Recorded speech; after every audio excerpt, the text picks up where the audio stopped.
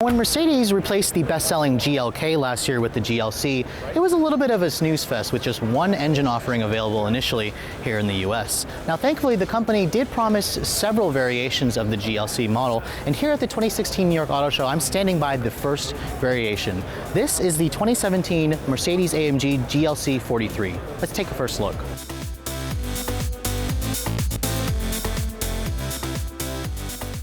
If you guys were to ask me what kind of SUV I'd buy for myself, I probably would have told you I would have loved to own an Audi SQ5. Now being an enthusiast, I'm not really an SUV person.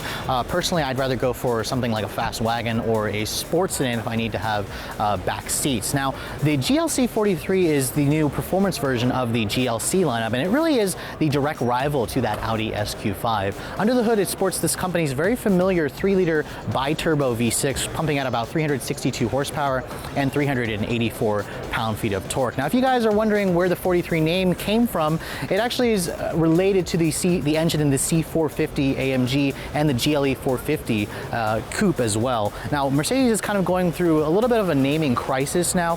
The company has promised this is going to be the final name for this new engine, where the 43 is kind of below the 63, and the company is promising a 63 version of this car with a twin-turbo V8. Now, overall, the design is still pretty familiar. It's pretty handsome. I mean, this car fits in the lineup as the C-Class in terms of size. So this is the compact crossover size in the lineup. And this is a pretty big segment here in the US. It's one of the best-selling class of vehicles for American buyers. And the GLC is certainly no exception. It has a very classy, elegant look. This particular AMG model that I'm standing by has these 21-inch wheels. They are an optional wheel. And the size is really where this car is the perfect size vehicle for a lot of buyers.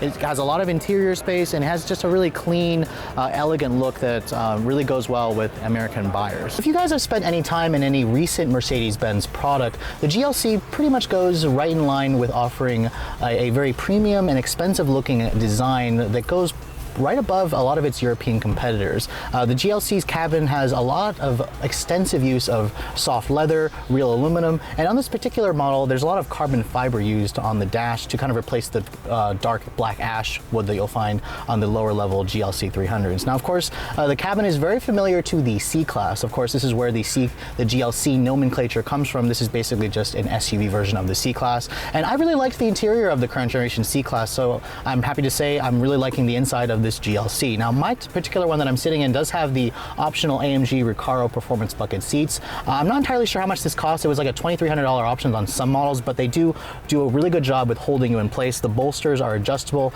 They are heated on this particular one. If you guys don't get the Recaros, I believe you can get heated and cooled, but this particular one are only heated. Now around the center stack here, you're basically going to have the same Mercedes Command infotainment system here. This particular one doesn't have the multimedia package because it's kind of that smaller screen with the black bezel around, but it's all controlled via the command selector controller knob here with the touchpad. It works very well, very intuitively, and surprisingly there's a minimal amount of buttons on the dash and on the center console. Now a couple of differences from the GLC 300, obviously. You have the flat bottom AMG performance steering wheel with the suede Alcantara, the paddle shifters, and the transmission is the new 9-speed automatic, which is slightly different, or you get 2 more gears from the C450s. So it should give the GLC superb performance over its main rival, the Audi SQ5.